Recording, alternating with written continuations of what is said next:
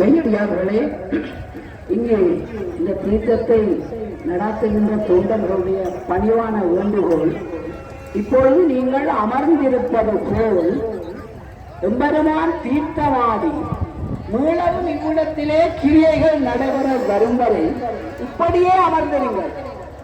இங்கே நடந்து செல்ல வேண்டியவர்கள், வீர அனுமந்தனை காவலர்கள் மற்றும் படகின் உரிமையாளர்கள் மற்றும் இங்கே உபயகாரர்கள் போன்ற அர்ச்சகர்கள் போன்றவர்கள் தான்.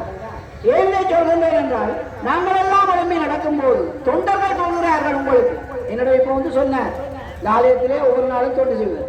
அவர்கள் முடியாமல் இருந்தால் அந்த காட்சியை நீங்கள் தெளிவாக பார்க்கலாம். உயர்ந்து பார்க்கணும் ஒன்றில்லை, மானசீகமாக பார்க்கலாம். நீங்கள் எழும்புவதால் பின்னிற்கு போவர்கள் பார்க்க முடியாது, ஒரு குறுகிய இடம். எனவே இதை கடைப்பிடிங்கள். அதாவது இந்த கிரியை முடிந்ததன் பின்பு இப்பொழுது படகின் உரிமையாளர்கள் படகுக்கு செல்வார்கள் என்றால் படகின் உரிமையாளர்கள் செல்லவும்.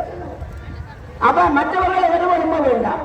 அங்கே இந்த கட்டுப்பாட்டை பேணுவதற்கு கற்போடும் தொண்டர்கள், திருமணமான தொண்டர்கள் அங்கே இருக்கிறார்கள், படகை கட்டுப்படுத்தவும் பந்தலை கட்டுப்படுத்தவும். எனவே தயவு செய்து நீங்கள் மீறினால் அதாவது அந்த காட்சியை பார்க்காமல் போவது நீங்கள் தான்.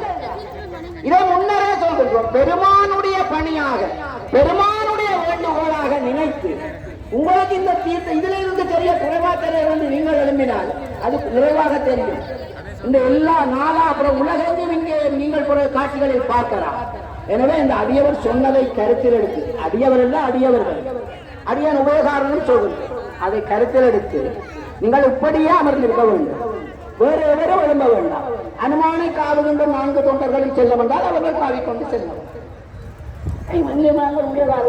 இந்த ஆலயத்தை சிறப்பாக நிர்வகிக்கின்ற மாவட்ட நீதிமன்றத்தின் அனுமதியில் நியமிக்கப்பட்ட பேரினர் வருவார்கள், அவருடன் செய்வார்கள். மகாசபை செயலாளர்களாக இருந்தால் நாட்கள். அந்த முறையிலே நீங்கள் அமர்ந்திருந்து இவற்றை தயவு செய்து கருத்தில் எடுத்து இவற்றை செயல்படுத்த வேண்டும். இங்கே கிரியைகள் நிறைவேற்றி விட்டன. ஆனால் வளமையாக என்ன நடக்கிறது என்றால், இப்பொழுது என்றால் எல்லாரும் விழும்புவீர்கள், கொஞ்சம் பேர் கடற்கரை மட்டும் ஓடி போய் விழுவீர்கள். என்ன நடக்குது? இதால புற முடிய விட்டுட்டு நீங்கள் தொண்டர்கள் எங்களுக்கு சொல்வீர்கள், நான் எனக்கு முன்னால மரத்துக்கு பார்க்க முடியவில்லை. ஏன் பார்க்க முடியவில்லை? நான் அதை செய்வதால் பார்க்க முடியவில்லை. அடியவர்களை பார்ப்போம். இம்முறை பெருமானின் சித்தமாக உள்ளன்போடு அகக்கண்ணால் கூட காட்சிகளை பார்க்கலாம். எத்தனையோ அடியார்களுடைய வரலாற்றை பார்க்கிறோம். மானசீகமாக பார்க்கலாம்.